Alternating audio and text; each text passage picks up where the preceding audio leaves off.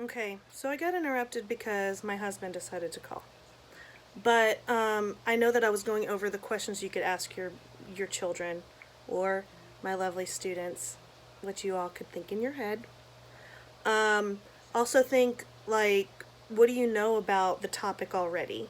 If you're going to read a magazine or if you're going to pick up a newspaper, when you go to the article, try to infer.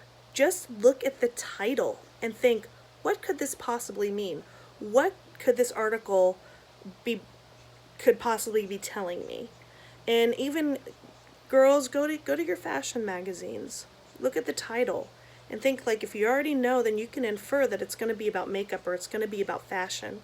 Or if it's like Shape magazine, it's all about workouts and you already know that's going to be about a workout. But what kind? Or what kind of makeup tutorial is going to be on there in the magazine, or what kind of fashions are really popular now in today's society, like, what's the ongoing trend. I know there's a lot of things coming back from when I was a kid.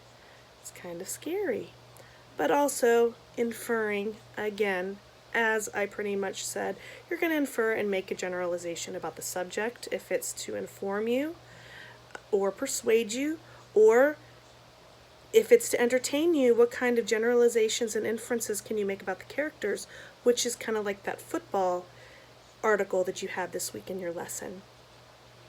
Um, Also, what if it's something that you're interested in? How does it identify to you? What makes you interested in it? What can you take from it?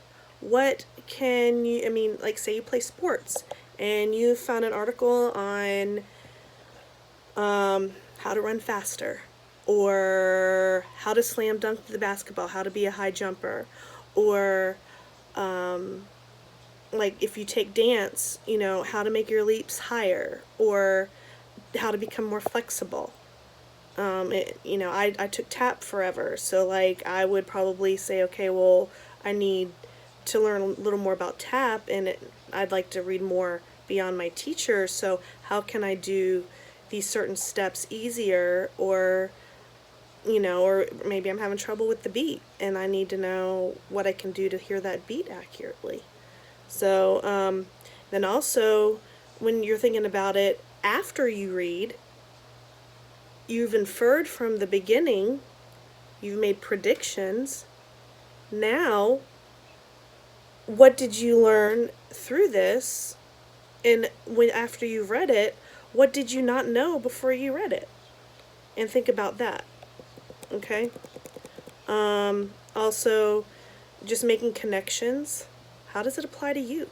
That's where we come with the tone and the mood. The tone is the author's words. They're setting the tone for the story. Whether it's going to be sad or exciting, or is it going to make you angry? And then the mood. What kind of mood does it put you in? A bad mood? A good mood?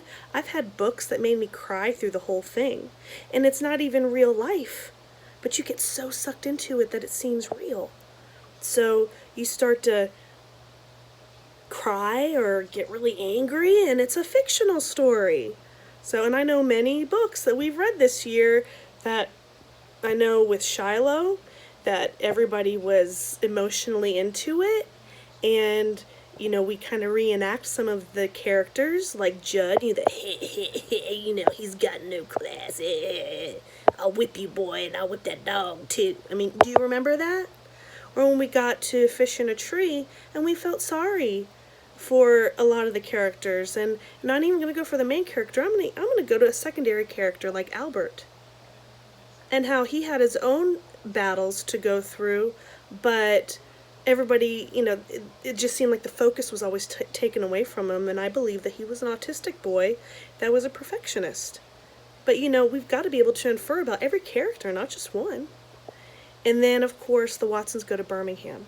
Now, I understand this was a controversial book, because unfortunately it had to do with segregation in the 60s.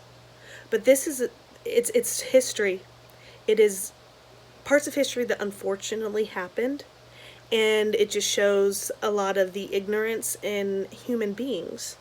That if people just took the time to get to know one another, no matter what, no matter what your socioeconomic background is, no matter what you look like, no matter what you sound like, no matter where you come from, everybody's got to have understanding, because not to bring, God into this, but I know each and every one of you have a lot of faith.